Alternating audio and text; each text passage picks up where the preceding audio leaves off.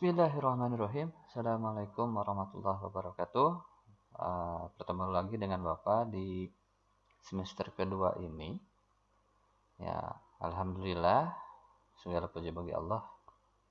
Semoga kita mendapatkan kekuatan, taufik dan hidayah untuk terus berada di keridhaan Allah Subhanahu wa taala, dan semoga pandemi ini segera berakhir sehingga kita bisa belajar bertatap muka seperti dahulu kala.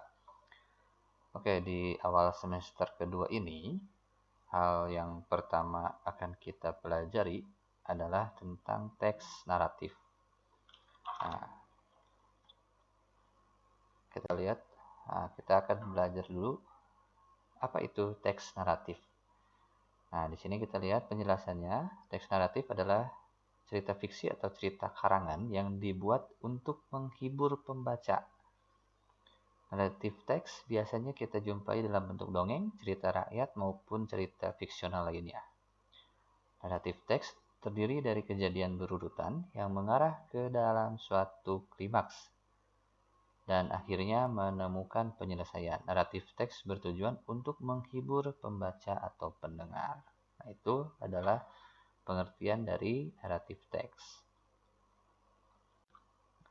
Nah, ini adalah generic structure of narrative text. Jadi ada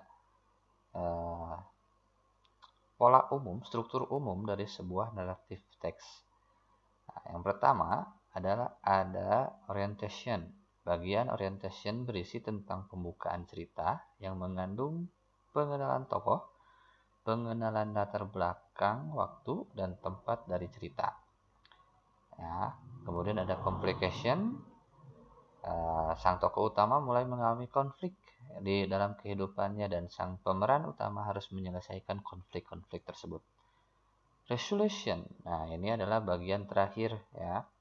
Adalah bagian akhir cerita, ending.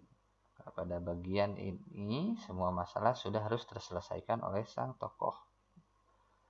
Nah, itu struktur dari naratif teks. Jadi minimal ada pengenalan dulu, siapa saja yang menjadi tokoh dalam cerita tersebut, kemudian ada konflik, ada masalah yang terjadi antara tokoh atau tokoh utama, dan kemudian ada resolution ataupun akhir dari cerita itu. Nah, pas bagian ini masalahnya sudah selesai. Nah, kemudian secara kebahasaan, naratif teks ini biasanya menggunakan bentuk lampau atau past karena cerita ini merupakan cerita karangan atau fiksi. Ya, biasanya menggunakan past perfect, past continuous, past perfect continuous, atau juga past future perfect continuous. Ya, semua aturan ini tidak harus dijadikan sebagai acuan karena tenses itu mengacu pada kondisi dan situasi kalimat. Nah, ini ada beberapa ciri ya. Biasanya menggunakan action verb dalam bentuk past tenses. Misalnya walk, said, wondered, dan sebagainya.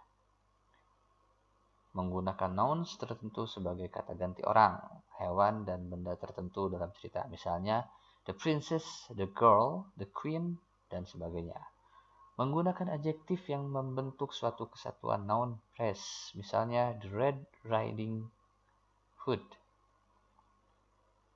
the poisoned apple, dan sebagainya. Menggunakan time connection dan conjunction untuk mengurutkan kejadian-kejadian. Misalnya before, after, then, next, soon, dan sebagainya.